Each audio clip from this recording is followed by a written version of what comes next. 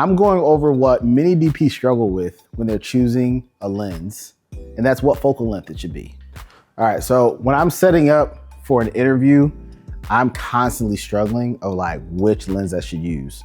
And I'm gonna give you a little trick on what I do to make that decision. I'm also gonna have a little surprise at the end about what lens I think you should be using if you don't use these three. Let me swap this lens because this is not the right one on here, which is tip number one, is to come into the interview with your camera already ready. You know that you're gonna be jumping somewhere between 35, 50, and 85, which are very common lengths when it comes to prime lenses that we use for sit-down interviews. When you build your camera the night before, have a zoom lens so when you walk into the interview, you can audition the different lengths. This is a 28 to 105, which means that I get all the lengths that I could possibly use for a sit-down interview.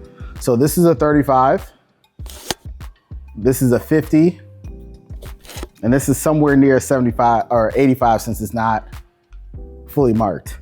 Though the f-stop on this lens is a 2.8, and the lenses that I'm gonna use for my interview, they're f1.4, but I'm probably gonna sit somewhere between 1.6 and 1.8. This allows me to quickly get an idea of what framing feels the best. Putting it on, that's not right, going and getting another one, going and getting another one, oh, I didn't like that. Here's some of the things that I want you to consider as you're looking at the frame. One, it's easy to see how much of the frame you can see. Obviously, 35 is gonna be the widest on our demo. See how much depth of field is in the back as far as how blurry it is. Notice how much each image, it starts to compress, because as we start to use the longer lenses, it actually compresses the image, which means that everything seems a lot closer. So right now, in this 35 millimeter lens that I'm using, it seems pretty wide. Everything feels almost natural to what your eye is. But essentially, this is a lens that really showcases the background. So I think the important thing to keep in mind when you're using a lens like this is you have to really love the background, because it's gonna be a part of the character, a part of the interview, and a part of the shot. I notice that when I don't like the background as much, I use longer lenses because that helps me get rid of or compress the image so I don't see as much and still giving me a beautiful image at the same time. Out of all the lenses I use for sit-down interviews, I probably use the 35 the least. I'm definitely leaning more towards the 50 and 85, and I'll show you why right now.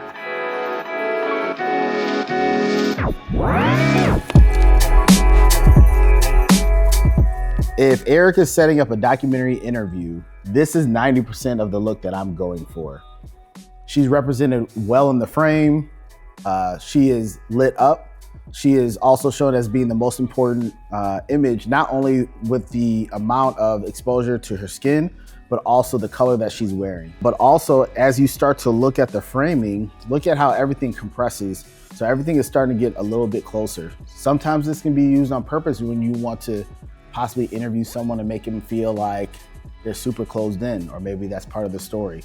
When we choose a lens, it's not just about what looks good, it should be a part of the storytelling. As far as framing, I like that you can see the person's legs just a little bit. I also think about titles and lower third. So if you look at the left of her on the screen, you can see that if they did a middle lower third or a bottom lower third, they have plenty of room for you to be able to put her graphic on the screen.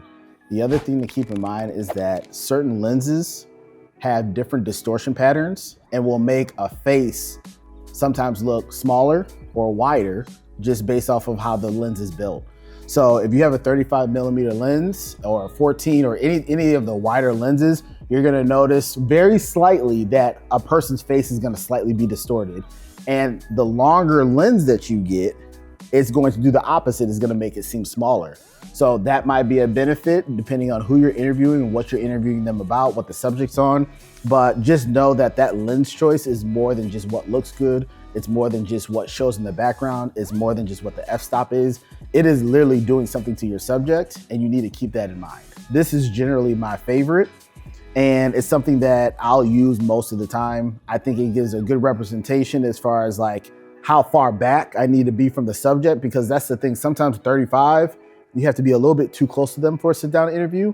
You're doing an interview and you're like this far away from them and it feels uncomfortable.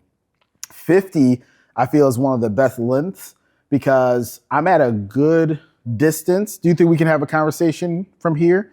We can have a conversation from here, and I'm not yelling at them and they're not having a hard time hearing me.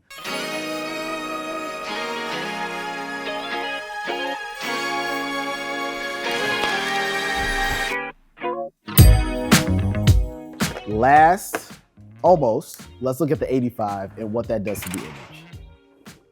All right, so I'm gonna reframe, and I'm not gonna lie, sometimes the 85 is a cheat code. It's like a portrait lens. It's amazing at how the soft focus in the background makes our subject look great. And it's just like the way it all comes together, it compresses the background. Like, the thing I like about the 85 in particular is you can have a horrible background and nobody's gonna know. And also keep in mind the distance that you are from the background and the distance you are from your subject is going to determine how soft your background is when you do that focus. I'm mixed when it comes to the 85. So number one, to me, it's a cheat code. It automatically makes anything look good.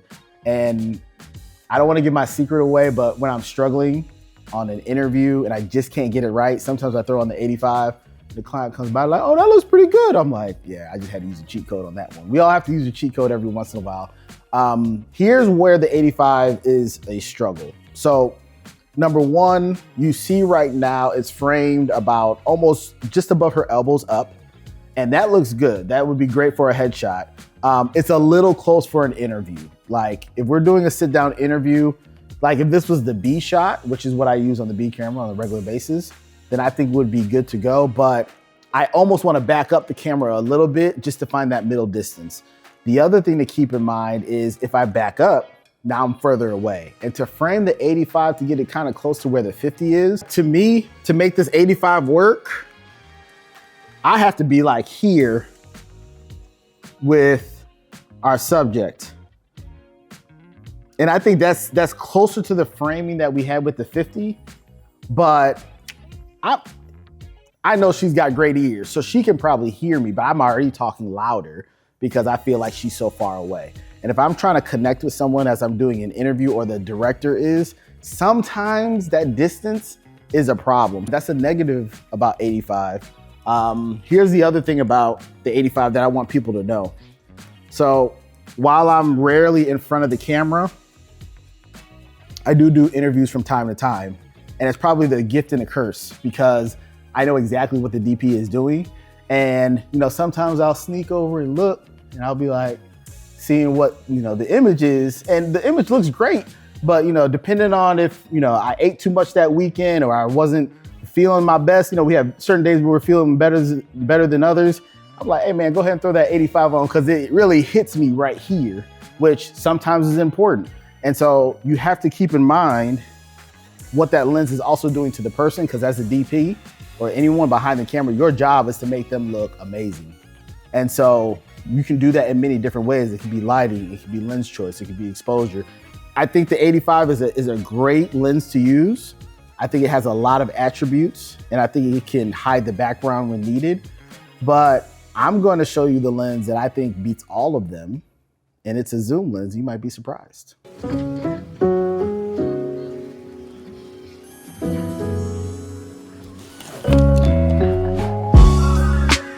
Ladies and gentlemen, I'm giving away my secret. One of my favorite interview lenses is recently a zoom lens, surprising enough. So first thing to think about for the documentary type of work that I do, sometimes I don't have the ability to have a whole bunch of lenses on me. Sometimes I can have a very tight kit.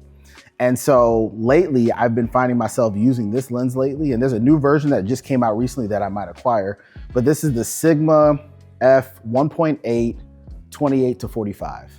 And the reason I like this so much is because I've been finding that my favorite interview length is somewhere between 40 and 45.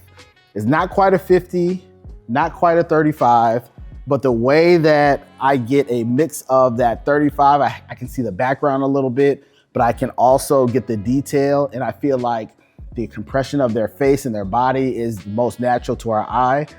And then 1.8 to me is perfect. I sometimes go to 1.6 as far as my f-stop, but I don't go much lower than that. Actually, I'm almost never at a 1.4. I just think that's just too narrow of a field of focus. And so this is the lens that I've been using on a regular basis for a sit-down interview. And right now this is at a 1.8. I think when it's too soft, like the 85, I think it's a little too soft. And I still want to have an idea of what's back there. If it's too blurry, that cheat code can be overused at times. And so I think it's important to let the audience in on where you're at. So when you're choosing your lens, remember the 35mm gives you environment, it gives you the look and feel of the room or the place that you're in. That 50mm gives you the most natural look. It's what we're used to seeing when we see sit down interviews. 85 might be because I'm not getting the look that I need, but it might be because I'm looking for an emotional interview. But realistically, that 28 to 45 is my go-to as of the last year, and it's been serving me great. When you're deciding what lens to choose, I think the thing that you need to consider first is how does this serve the story? That should be question number 1, 2, and 3, and then everything else falls in line with that. As far as the background, how it makes your subject look, the distortion that it gives the image, these are all secondary things. As long as you focus on the story first, you're gonna be good to go.